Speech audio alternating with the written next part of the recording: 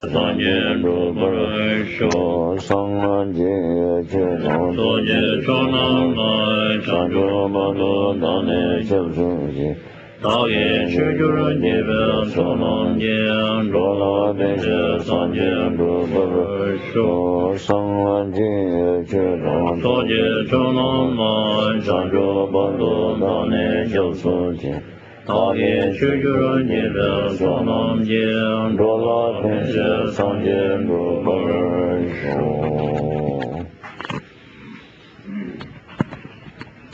Hola, mañana que está también que se está todo.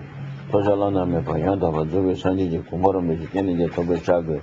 Te todo sabe que todo también quiero me que se en que con un sangue de siempre se siempre con el siempre con.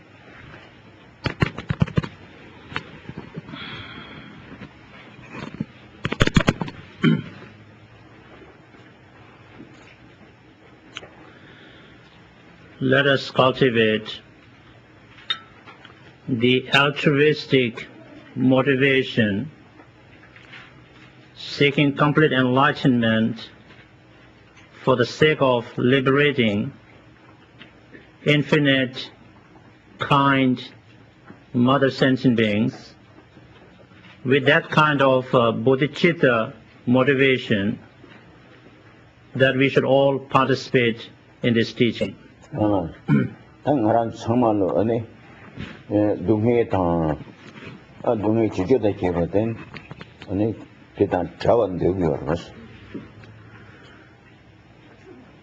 believe that all of us would like to be free from suffering as well as causes of suffering.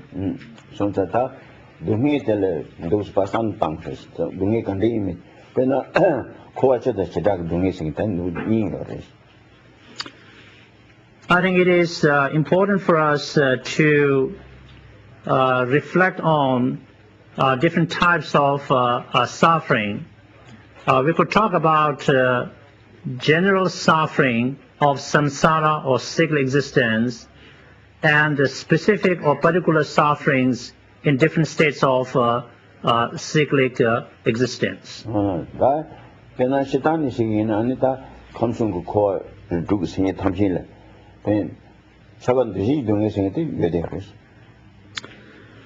Generally speaking, everywhere in samsara or cyclic existence, we can talk about three realms of existence. We can talk about 6 types of sentient beings or migrators in samsara. But what is common to all of us is what we call pervasive suffering or extensive suffering. It doesn't matter where we are in any part of samsara, we all experience what is called pervasive suffering. In Tibetan. And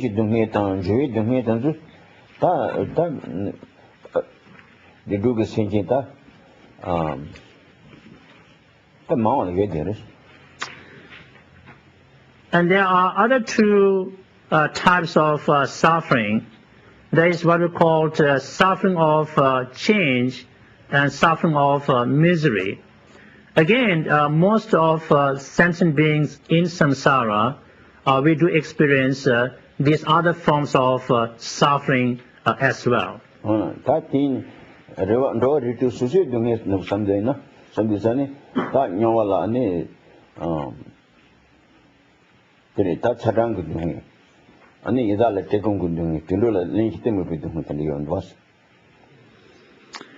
Now, when we go into specific sufferings in different states of samsara, then we can talk about how hell beings, they have intense suffering of heat and cold, and pretas or hungry ghosts have suffering of starvation, hunger and thirst, and animals in the animal world have suffering due to what we call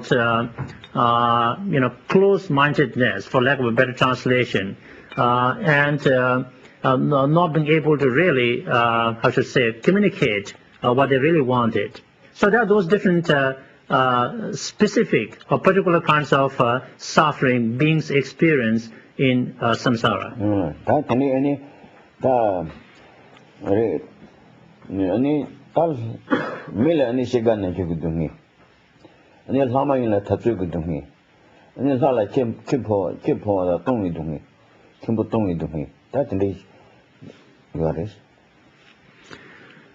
And then we human beings in samsara, we have our own particular sufferings, if you will.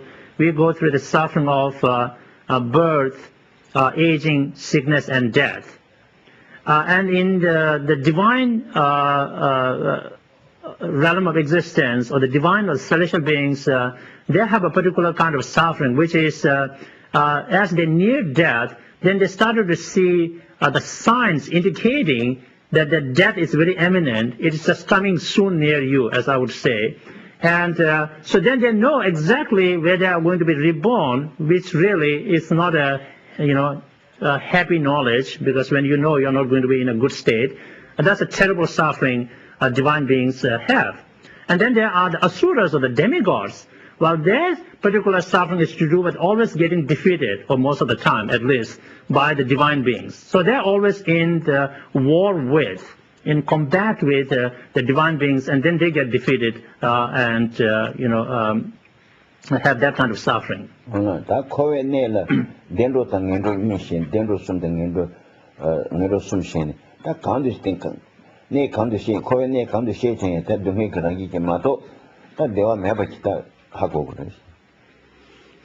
The point I'm trying to get across to you is this, that in samsara or cyclic existence, we can talk about three unfortunate states of rebirth, or three bad migration, and three fortunate states of rebirth, or three good migration. But it does not matter where we are in samsara or cyclic existence, we are bound to experience suffering or problems. So what that really tells us, what we should know, is this, that being in samsara, we do not experience true happiness, true lasting peace and happiness. It doesn't matter which part of samsara we are in, that we bump into, we go through suffering and problems.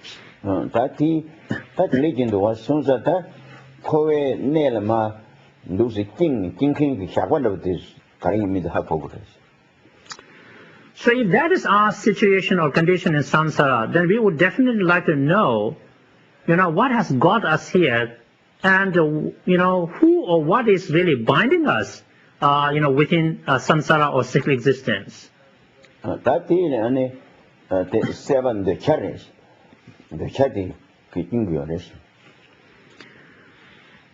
So a binding factor that is quite dominant is what we call an attachment. What really binds us to samsara or keeps us within samsara is what called seva. It can be craving or it is attachment in a generic sense.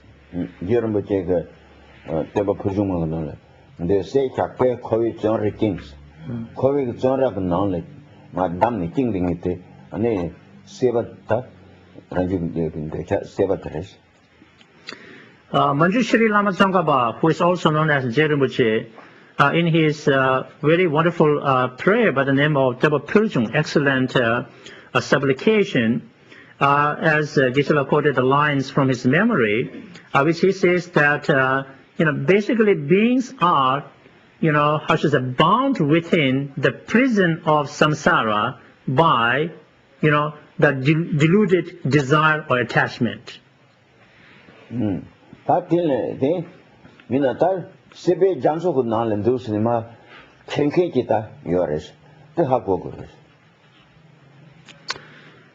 So in other words, we really want to know that we can use other metaphors like, samsara is like an ocean, and, what has thrown us into this ocean of samsara?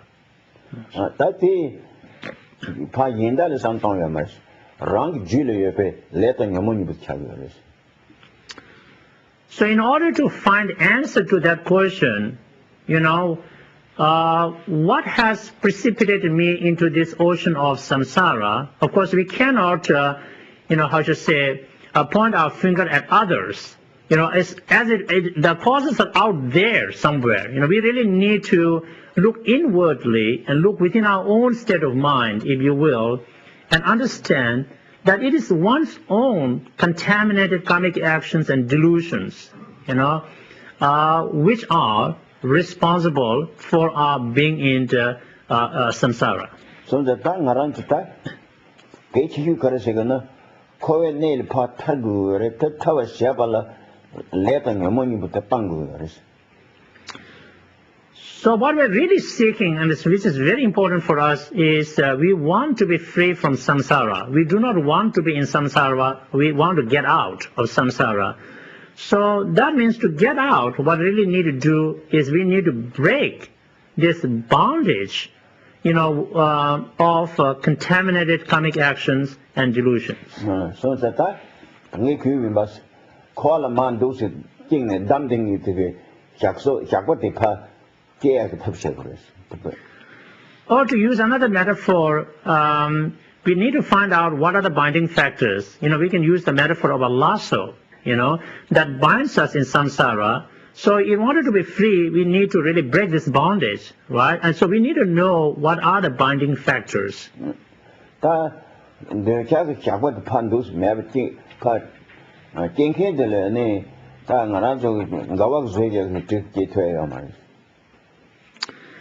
So if deluded attachment is that which binds us within samsara, and we want to cut off this tie with the delusion, then what kind of a tool or a weapon do we need? Of course, we cannot go and, manufacture, some kind of a sword or a weapon, that we could use to cut off this tie we have with attachment. Yeah, so the blacksmith cannot make a sword or a weapon that can help us to cut off the tie.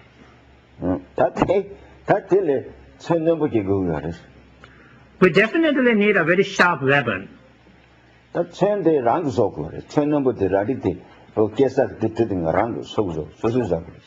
if we can speak in terms of metaphor, we do need a very sharp sword to cut off this link or the tie we have with attachment. Then who need to manufacture or make this sword, if you ask? Then the answer is myself, me. I got to do it. No. So you cannot go and shop around. You just cannot go on a shopping, go to the mall and say, okay, I want that kind of a sword. So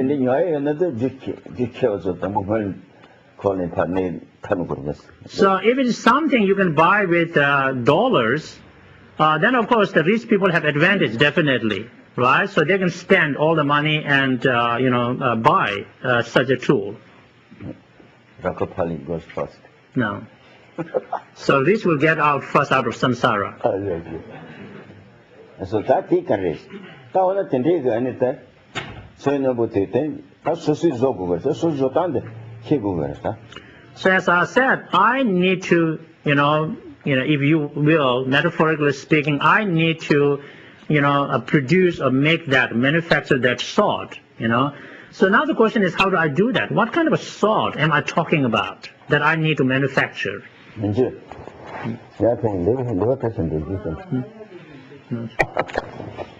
Okay. Live.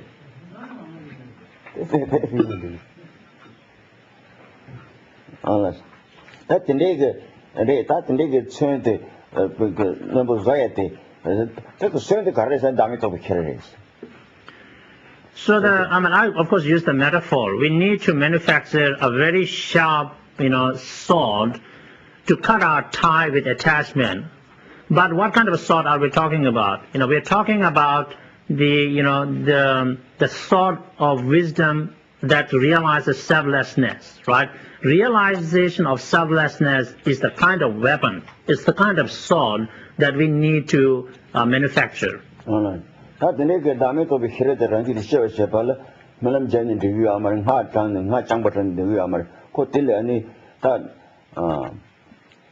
for gardens if it danzi the hack of a shell. That they call Telenyambotan. So how can we cultivate the wisdom realizing selflessness, if you ask? Of course, it's nice to pray, but praying is not enough, you know. Or maybe you think that we can recite some mantras. Mantra recitation alone will not do it. So what we really need to do is we need to, understand what is self-grasping and how do we grasp at self to exist. But we really need to understand, we have a self-grasping attitude, if you will, and in what way do we grasp at self to exist? So that Tawang Ember, King the Takari is in the Tinjung, but the tongue ever the Hagoguaris. So in other words, that self-grasping has kind of deluded us. We are seeing the things in a wrong fashion, if you will, and it's called the wrong view. It's the distorted view. When we grasp at existence of self, that is the wrong view. And to get rid of it, we need to cultivate the wisdom realizing selflessness. In order to do that, we need to use the best kind of what we call reasoning, and that's why we need to use what is called the reasoning of dependent arising, right, or pratit samutpat in Sanskrit. Right? We need to use the reasoning of dependent arising in order to understand how things really or actually exist. So without relying upon the reasoning of dependent arising, there's no way for us to realize the meaning of profound emptiness.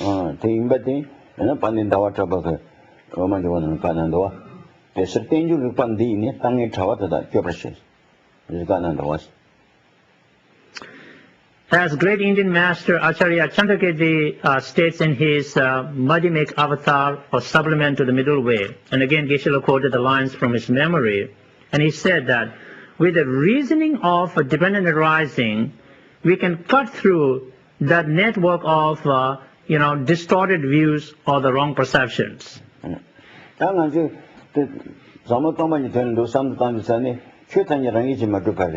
So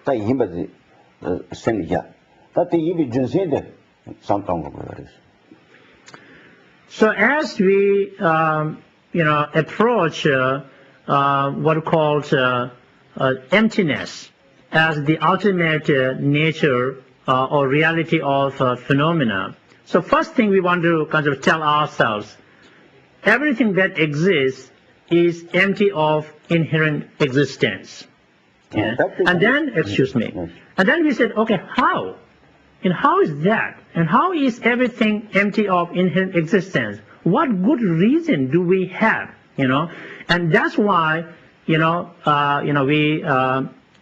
started to see the link here of dependent arising. So that language, Madhava Yimbi, Karesana, Jinse Karesana, Tenjun different to was. Kari in the church and litting in a Tene, Junata, and the young Kaki, Jukin Latin, Kaki and Jukin and Mateba and the young two division, and the what said that? Yaja Imbaji Yago, Yubi Jinse Karesana for Yaja Imbaji. The Yubi Jinse Karesanta, Kaki and Jukin Latin share, you Kaki Jukin the town. Machine, Jutina Tenny Machine, Tenny, Gilly, Tony, Yapatishi, Koni Yagu. So everything that exists, we call phenomenon, is empty of inherent existence because it is dependent arising, or it has dependently arisen. Okay, so we use dependent arising tendo pratit samutpat as a reasoning to verify, the existence of something. Okay, so now what does dependent arising mean? Of course, it has many levels of meaning or understanding, if you will. Perhaps the most common understanding of dependent arising is something, produced depending upon its causes and conditions. In other words, causes and conditions produce things. So such things are dependently existent. They are dependent arising. That's a common understanding, right? But then there are phenomena which are not produced by causes and conditions. They do not have causes and conditions, but they do exist. Okay? So how is that kind of phenomena dependent arising? We got to understand. Well, here, then we have a different level of understanding of dependent arising, which means things are, relatively existent. You can posit the existence of something in relation to something else. Okay, right? So that is also what we call another understanding of dependent arising, right? Something is not produced by causes and conditions, but something exists because something else exists. In reference to something else, in relation to something else, that thing could exist. Okay?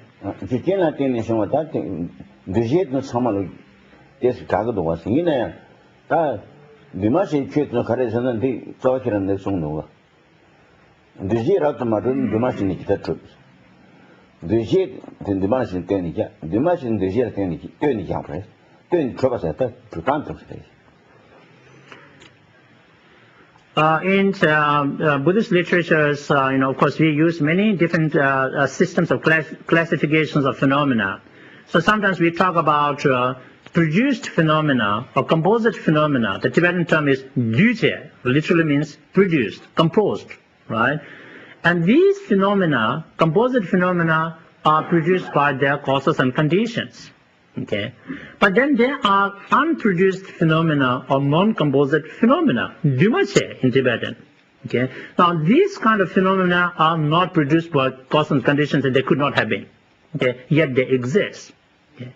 And as it is stated in Amulya Madhyamika, or the Fundamental Wisdom Treatise, as Geshe quoted the lines from his memory, the question arises is that these two types of phenomena are related to each other. So then the master asks the question, without produced phenomena, how could there be unproduced phenomena, and vice versa? See that shows the relativity, the relationship between produced and unproduced phenomena, because one cannot exist without the other.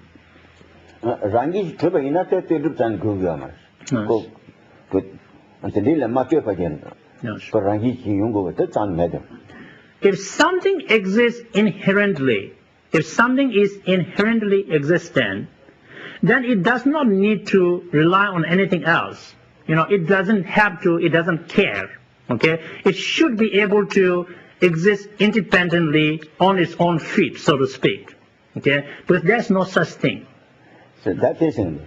When the late habit is saying, the Rinpoche has a young Rinpoche. That Rinpoche Jaya, Tunga Latini Javamato, Tunga Mena, Rinpoche Jaya, maybe this might, come a little easier for you to understand. As great Nagarjuna, in his precious garland, Ratna Avali, talks about. And one of the examples given is like, when we talk about, tall and short, or long and short, whichever way you want to go to, right? Without short, we can't talk about long or tall. Without tall, we can't talk about short, because these things are posited in relation to each other. Okay?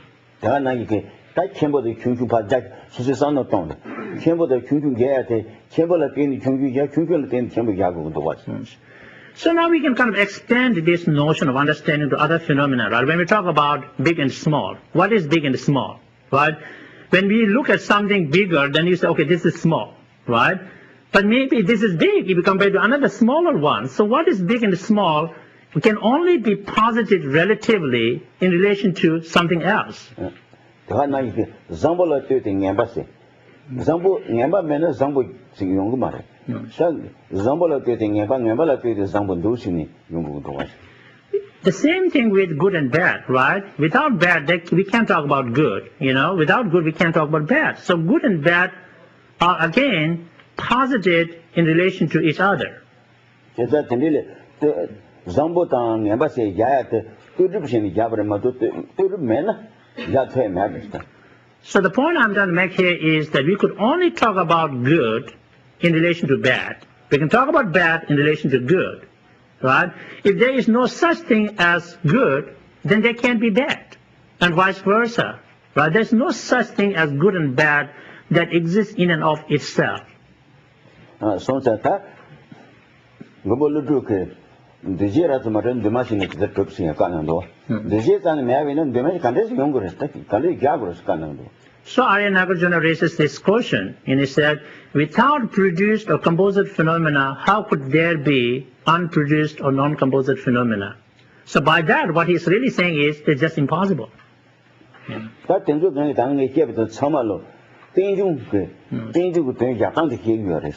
So what I'm really trying to explain here is that there are different levels of understanding of dependent arising, right? So that's what I'm trying to tell you. No. So I'm trying to explain to you, what are the different levels of understanding of dependent arising, and how is dependent arising used as a reasoning to establish the ultimate nature of phenomena. No. There isn't any phenomenon that is not dependent arising, that does not exist dependently. So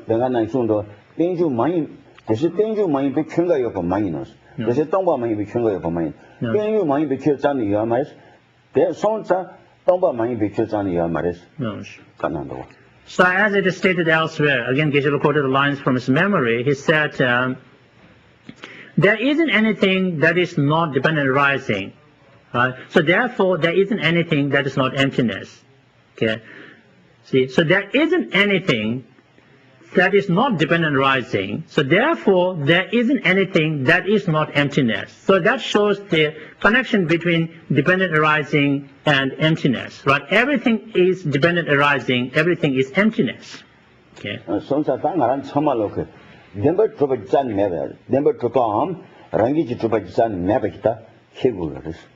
So we all need to understand that there isn't anything that is truly existent, Dhruva, that is inherently existent, Rangshingi Dhruva. I know there are some who are trying to learn Tibetans, so I'm just throwing those words here, right? So there's no such thing, a phenomenon that is truly existent, that is inherently existent.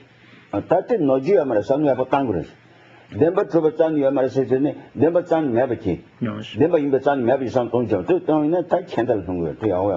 really have to be very careful, to understand what is meant by there isn't anything that is truly existent, right? By that, we should not conclude, So this means there's no such thing as truth, And there is nothing truly existent. Don't make that kind of a generalization or assumption.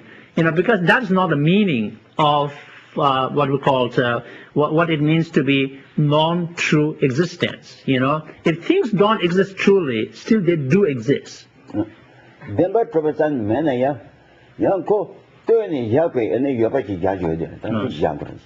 the point is that even though there is no phenomenon that exists truly from its own side, however, there are phenomena which exist, and how do we posit their existence? How should we understand that? Because they are dependently existent.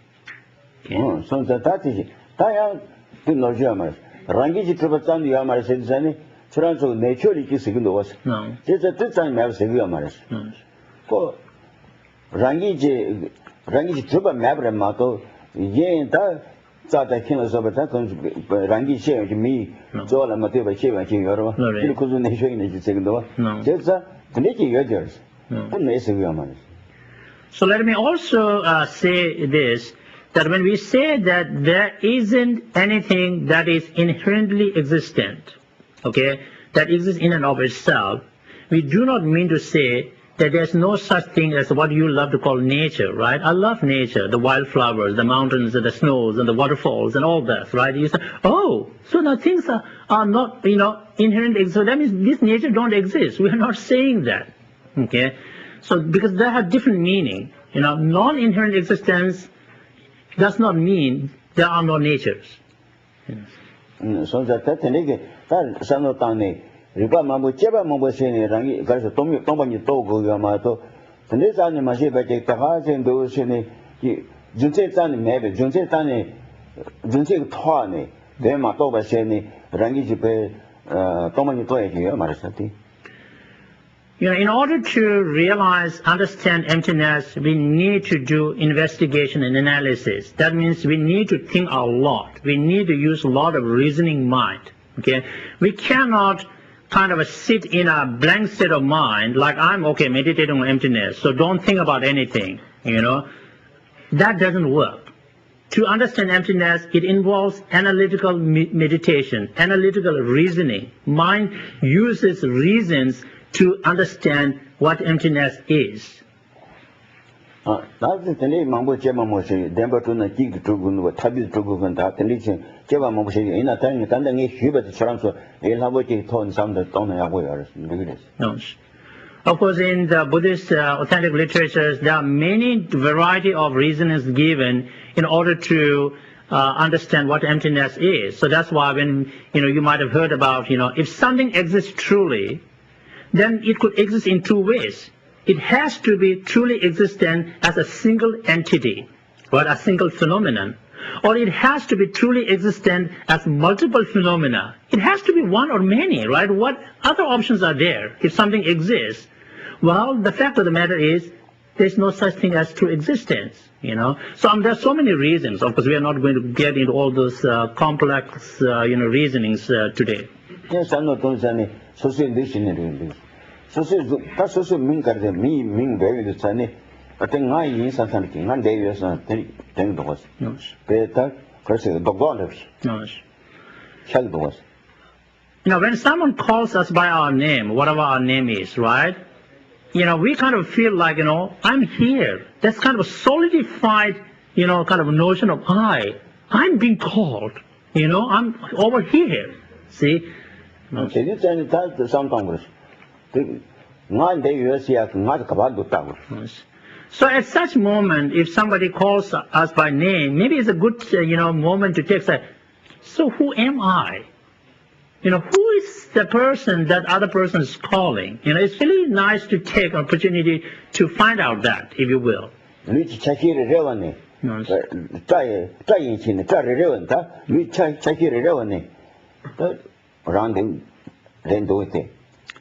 So then we can go into all this like a minute detailed analysis. Okay, somebody called me by name. Now I really want to find out who am I. Am I my hair, every strand of hair? Or am I this part of the body, that part of the body? We just go through the whole kind of a physical components of us and to find out where there's anything in it that is I. Okay, that is me. Okay, that is a meditation, right? We are doing analytical meditation here. So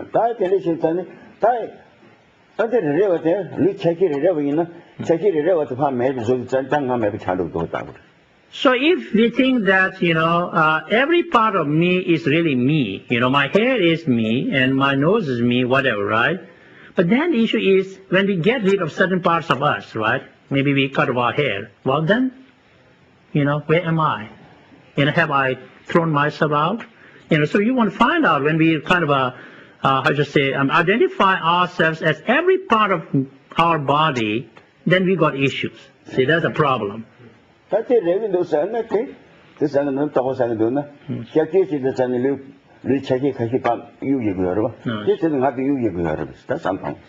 then, we can probably use the modern knowledge here, right? Maybe we go through the surgery, right? And when we do surgery, sometimes, there are things removed from our part of the body, thrown away.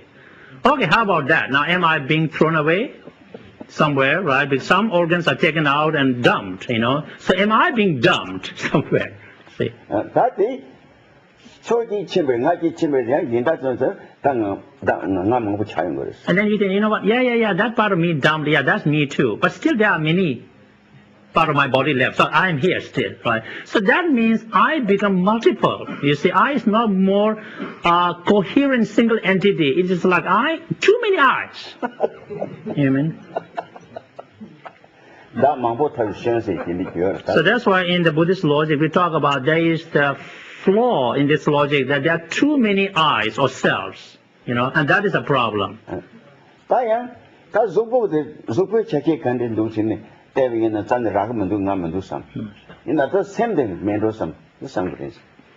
we go through that kind of analytical meditation, look at every part of the body, physical matters that constituted our body. And we said, you know what, kind of we get maybe smart, like I can understand. None of this part of my body is me, you know. Okay, I got that right. How about my mind? Because body and mind are different.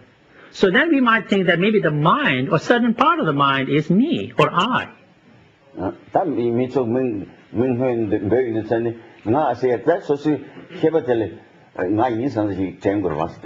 So which means, you know, if we go by this assumption, if somebody calls us by our name, then we think that, oh, you know, that what that person means is my mind, you know, because that's real me.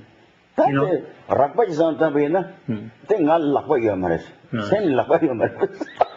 So if we really go in a very kind of a very sort of a, you know, in some way funny, sort of humorous way, because the mind does not have arms, you know. So then I will be without arms, right? I have no hands, because mind does not have hands. Without head.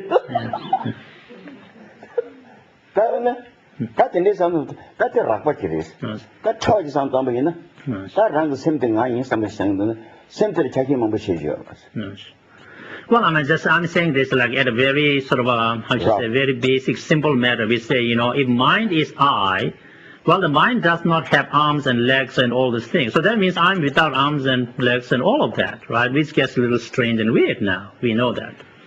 And now we get into a little subtle. We say, you know what? Mind has different states, you know. So which one is I? You know.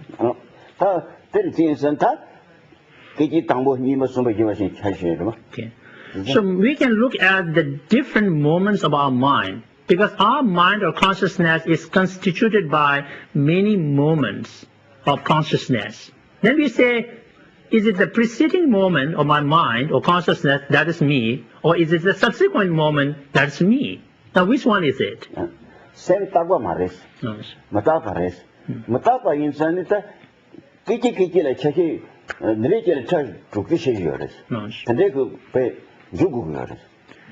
Mind is not a permanent phenomenon. It is an impermanent phenomenon. Right? It is a transient phenomenon. So which means, like any other transient phenomenon, mind, it changes from moment to moment. In a split of a second, like as Geshe tried to demonstrate with snapping the finger, sometimes we can talk about 60 different instances within that split of a moment, see? So we can get into really minute details of the, you know, different moments of mind or consciousness.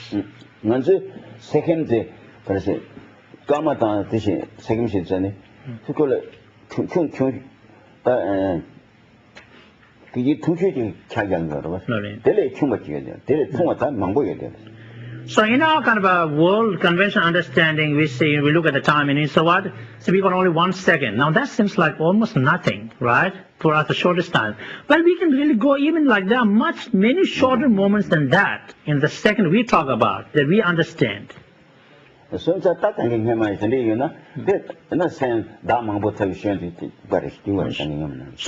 if we think that, okay, the mind has many different states or parts, so if we think that each part of the mind is again me or I, well then again we got the same problem here. There are too many I's for me, you know.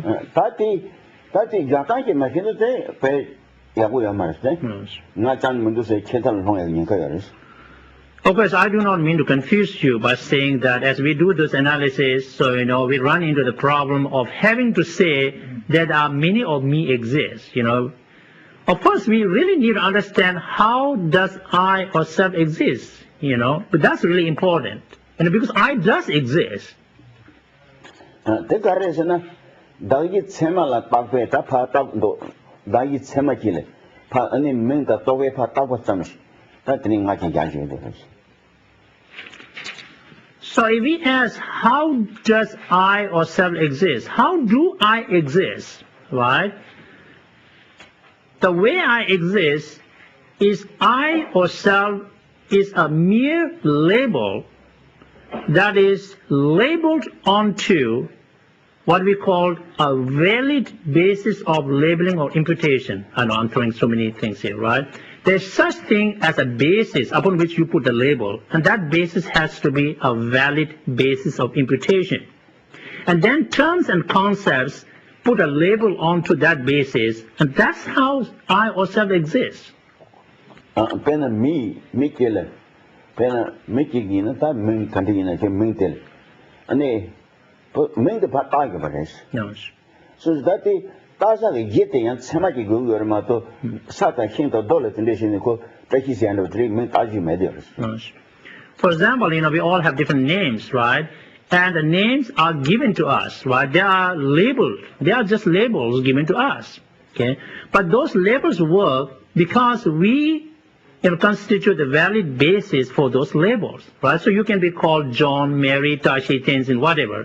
But we can't go and call the trees and the rocks Tenzin and Tashi and Dundu, right? But it doesn't work,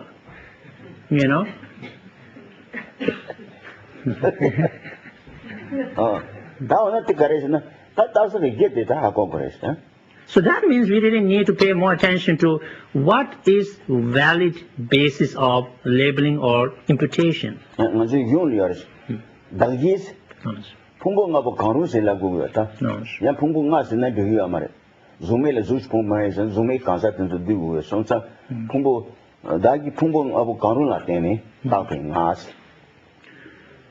the authentic Buddhist text, it is mentioned that the basis in our case is constituted by what we call one of the 5 physical mental aggregates, skandhas, okay, constitute the valid basis for the label I or the self.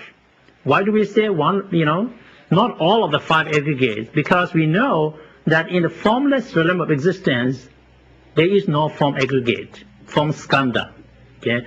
So I or self is a mere label that is labeled onto a collection of one or many physical or mental aggregates.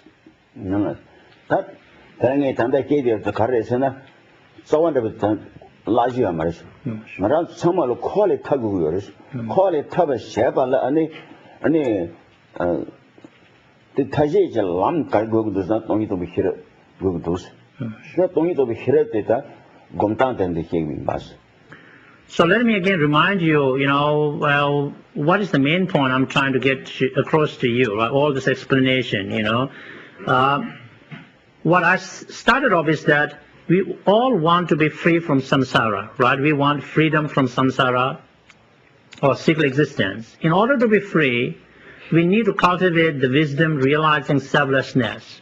And we need to do that, right, to free ourselves. And so all the explanation I've been giving you is a part of how can we cultivate that wisdom, how can we meditate, and do analytical meditation, if you will, to be able to understand the way in which self actually exists. That is ranting to us. And then, I think that will do for today as prelude to return to our wonderful text. This text is called a miscellaneous collection of Kadampa Geshe's personal advices, and we will return to this text where we left off 2 weeks ago. Kadampa Geshe poto George Yami George Anita Lomen that young John Tembaki Jesu that console the Kiria. Geshe poto alas Geni tikis Takan Shibre. Geni tik Geshe poto alia Fiadner. Two tick the shower last 걸 강체라 쉐베스 당원에 돈이 그 넘버 답아지 그 쉐발라 아니 가리 개치를 돼야 힌도스. So here we begin with sort of a new question answer section, and the question was asked to a great Kadampa Geshe Podawa, and of course Geshe Podawa was one of the great disciples of Dipankar Shirijan Atisha. Of course his main disciple was Upasaka Domtamba, but then maybe the next would be Geshe Podawa. Okay, Geshe Podawa was a great Kadampa Geshe. And an upasaka, meaning somebody with a layperson's vows, asked Geshe Podawa a question. He said, in order to practice purely Dharma, tell me something that's really important. Okay?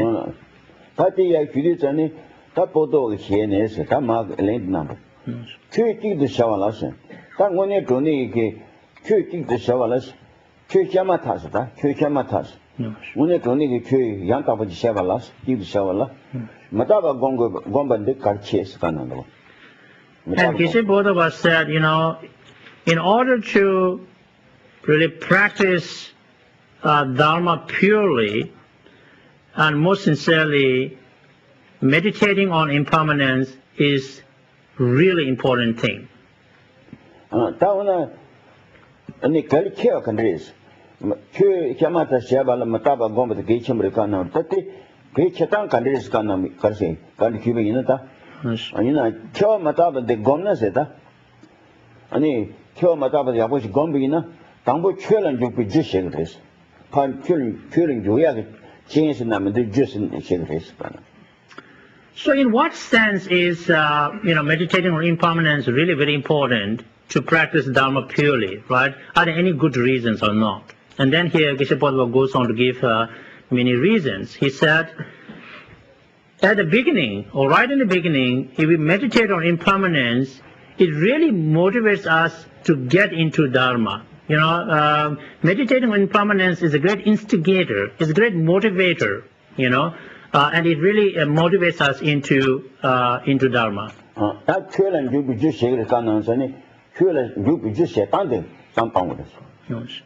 So he says, if I translate literally, it says, meditating on impermanence in the beginning is a real cause that gets you into Dharma, right? So now we want to take a little moment to understand this. What does that mean?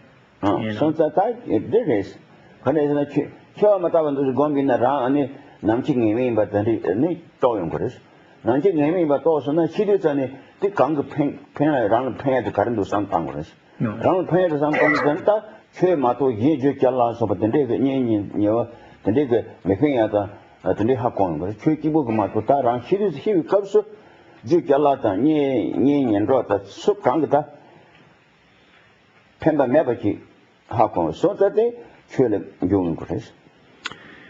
So how is that, we ask? Let me elaborate a little bit on this, that when we really sincerely meditate on impermanence and really understand it, then what we really started to see is that, death is certain, right? There's nothing mystery about that. We are going to die for sure.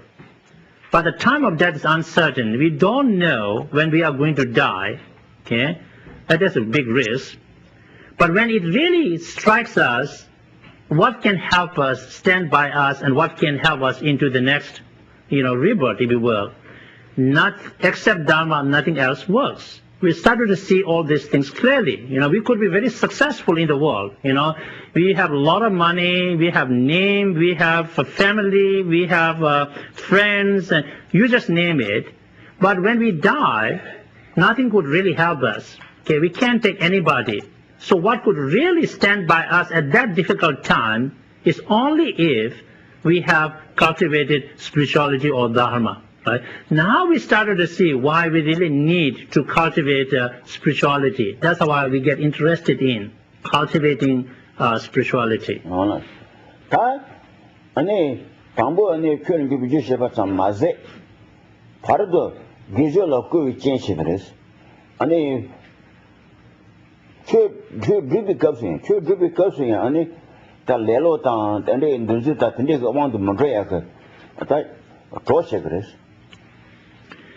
So right in the beginning, if we really meditate on impermanence, it motivates us to get into Dharma. In the middle, as we are practicing, if you will, it helps us to stay on course, if you will, right? So that we don't get distracted by a lot of other things, so that we don't get lazy, so that we don't get influenced by different types of laziness, different kinds of distractions.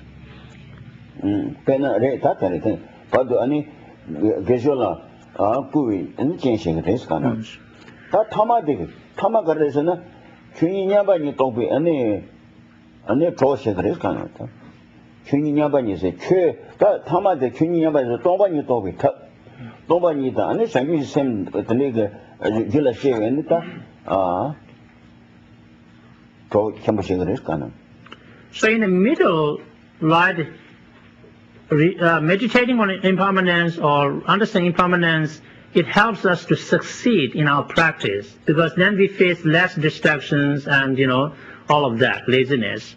Then finally, at the end, it helps us to gain realizations, especially emptiness, the ultimate nature of phenomena, right? In terms of emptiness, all phenomena are same, right? So that's why we talk about the equality of Chunyi Nyabanyi. In terms of the ultimate nature of phenomena, all of them are equal, same. Okay? So we're able to realize that ultimate nature of phenomena and also be able to realize other things such as bodhicitta or altruistic mind of enlightenment.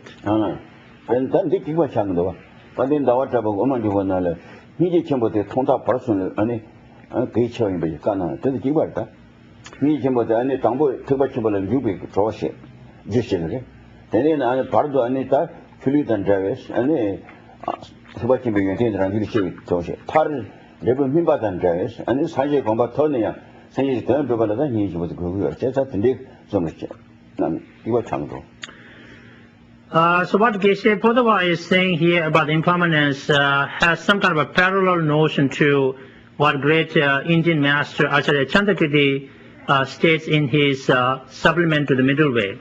Chandrakirti, right at the beginning of Madhyamika Avatar, he makes supplication to the great compassion, Ma Karuna. Okay. And he gives us reason why he chose to supplicate to great compassion and nothing else. Okay? And he said that great compassion is very important in the beginning. It's just like the seed which gives rise to other realizations, especially bodhicitta. So just as seed is very important in the beginning to grow, to cultivate field, so is great compassion in the beginning. Great compassion in the middle is just like water and fertilizers and sunlight, right? Because once you sow the seeds need to be nurtured by water, by sunlight, by fertilizer, and so on. So great compassion, it nurtures our practice. And finally, just as, it is the harvesting time and we have the ripening of the fruits of the crops, great compassion, it gives us, it ripens, it fruitions into these other realizations, So in the same way here, Geshe Tsultim was talking about how realizing impermanence is important at the beginning, in the middle, and at the end.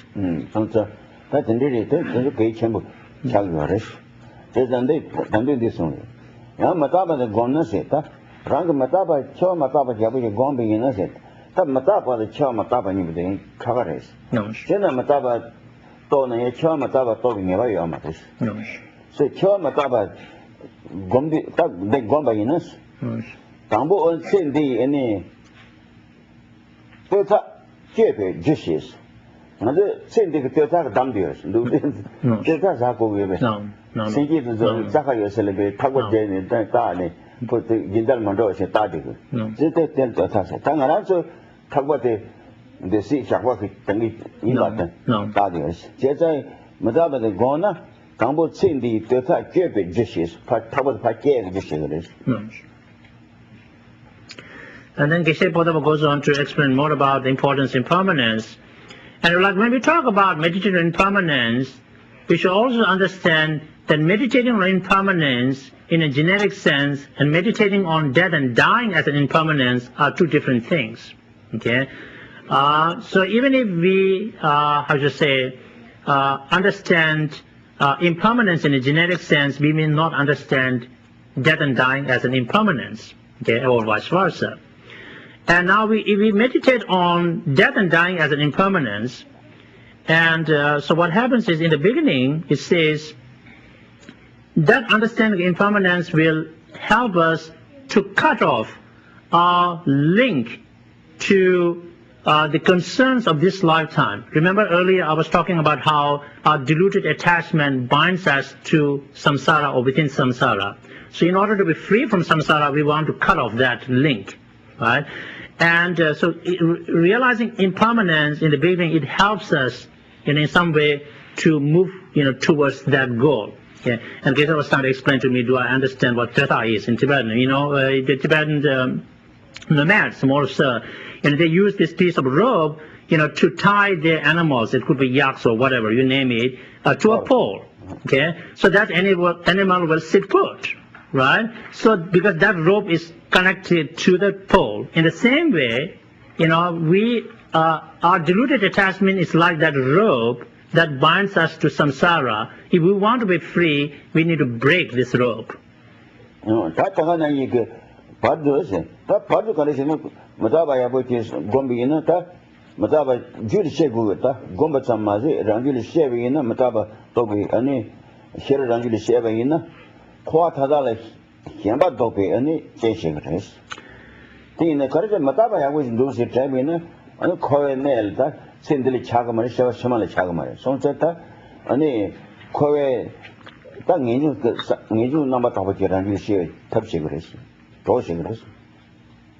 So of course we are not simply talking about intellectually understanding impermanence. We are really talking more understanding impermanence, of course, first intellectually, but then more at experiential level, right? What impermanence is really all about. Okay. So in the middle, that kind of experiential understanding of impermanence will help us to develop aversion to samsara or cyclic existence. Okay. It will help us to renounce samsara or cyclic existence. Then we won't be preoccupied and concerned with of this lifetime, nor would we be attached to the worldly things of the future lives. So it is in that way the impermanence, experiential understanding impermanence will help us to develop renunciation or aversion to samsara.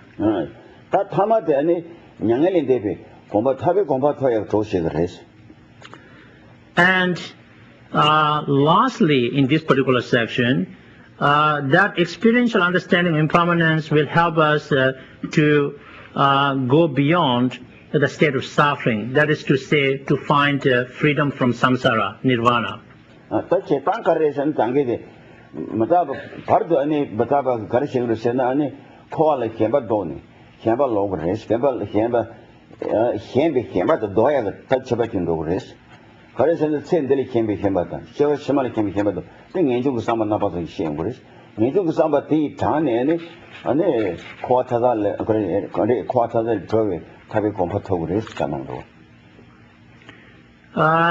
Just to recapitulate what I explained right now is that once we have that experiential understanding of impermanence, that in the middle, it really helps us to cut off our attachment and clinging to the marvels of this lifetime, and also to cut off our attachment and clinging to the marvels of future lives.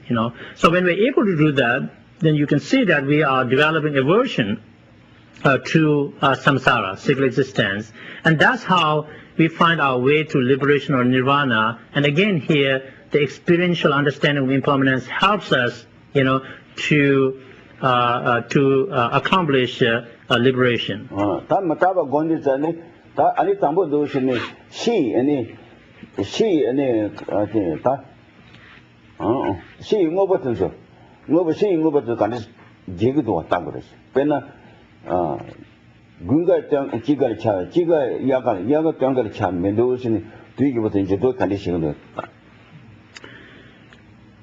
In order to approach impermanence and understand it intellectually and experientially and as through practice, First, maybe we start to deal with simple matters that we can easily relate to and understand impermanence. So we can relate to external phenomena such as how the seasons change, right?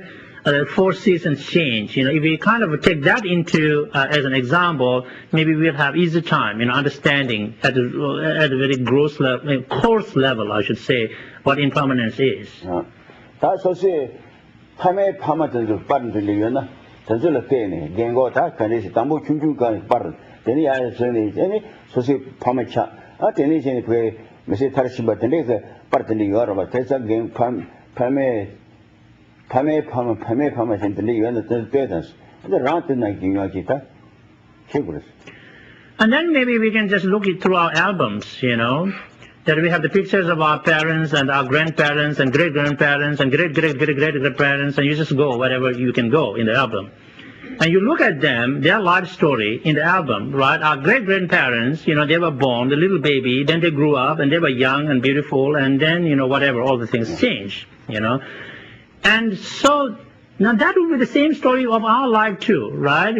There was a time we were just baby, and then we are teenager, and then we are young adult, and then we are, middle age, and then we are old, and, so it's the same process we go through, and that should also help us to, understand impermanence. 다 때버서 이제 위험해. 그 때니 주도 컨디션이 심해메테 때니 때 주도 심바데 컨주 주도 심바데 라타가나 이거지 임바티 내가 상담. Of course, we don't want to just kind of amuse ourselves and look at how their lives change. My great-parents, grandparents, or great-grandparents, how their lives change, But we do that with some, to be able to learn lessons for our own life. They have been through that. They maybe successfully completed their life. Where am I? In what stage of my life? And how my life might change later on, right? In some way, we all share the same processes, in terms of aging. So we learn that lesson, not just kind of amuse ourselves going through the albums. 세니타 돈주그 무시그 타데베 단다 데면도 왔어. 존도 왔어. 민타면도 데면도 왔어. But the fact is that, we have all these memories of our grandparents and great-grandparents, but where are they? They are no more with us, So their life ended. Chapters are closed. 다 라테니 So then what does that mean for us? That means a day will surely come that our life will come to an end and the chapters will close on our life as well. And that's interesting because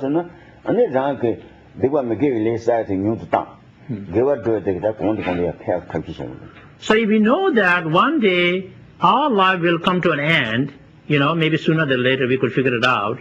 So what that all means is that maybe there's not much time to do negativities. Maybe we should change the course of thinking and action, because not much time is left really to do all kinds of negativities.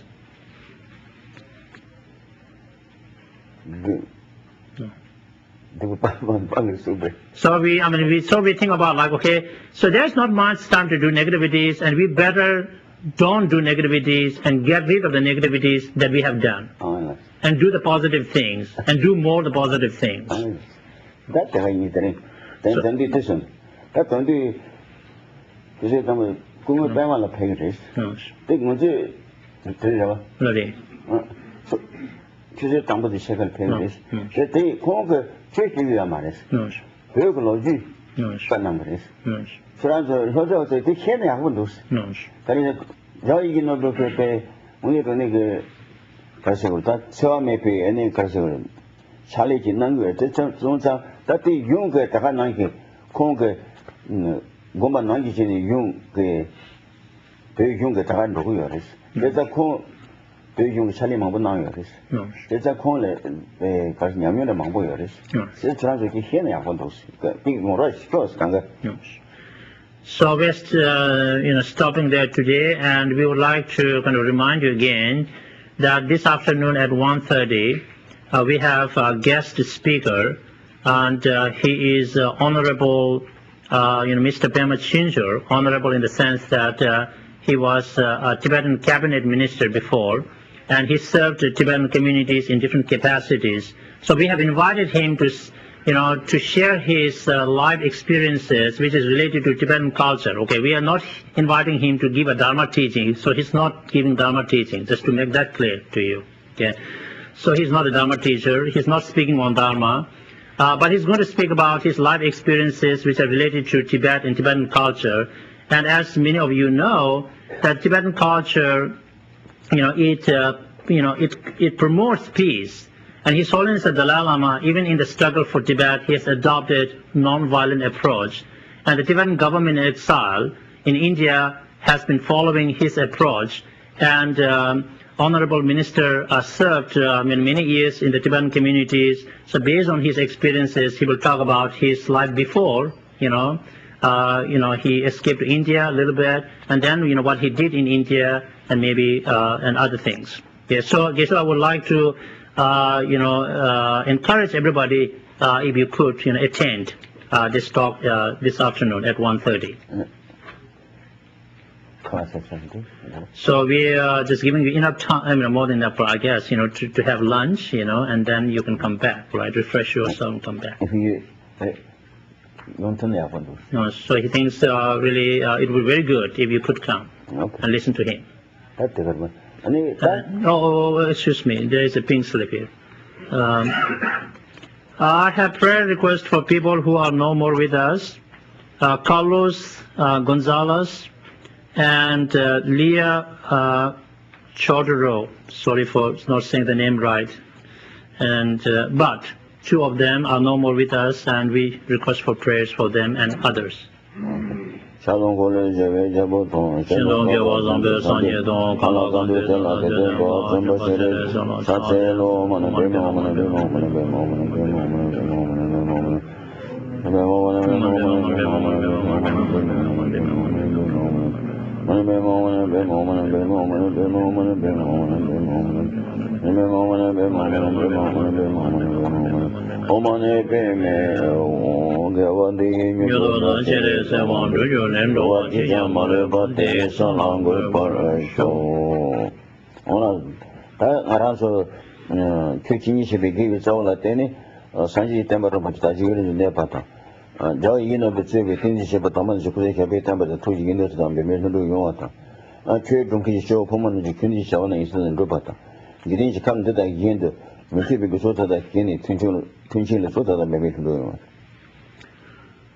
Let us dedicate our collective merit for the flourishing of Dharma, the source of benefits and happiness throughout the universe.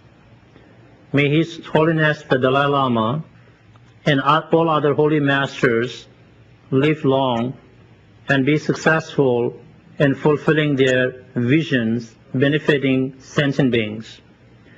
May spiritual communities throughout the world and spiritual practitioners from all traditions remain healthy, harmonious, and be successful in fulfilling their spiritual aspirations.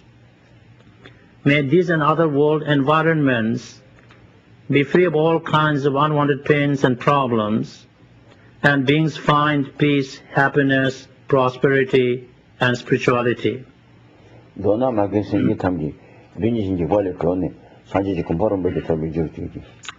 In short, we dedicate our merit for all kind mother sentient beings to be free from the fears and dangers of two types of mental obscuration, and may we all reach complete enlightened state quickly.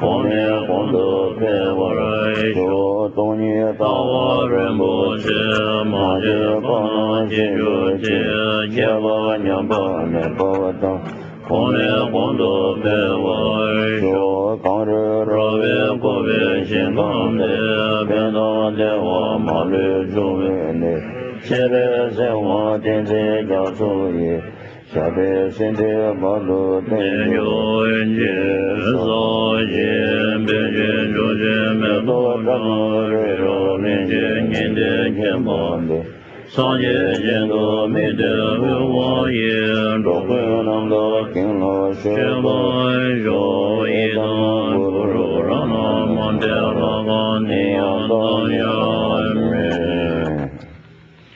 So you can leave the cushions and chairs as they are and enjoy your lunch and hope to see you here. Yeah.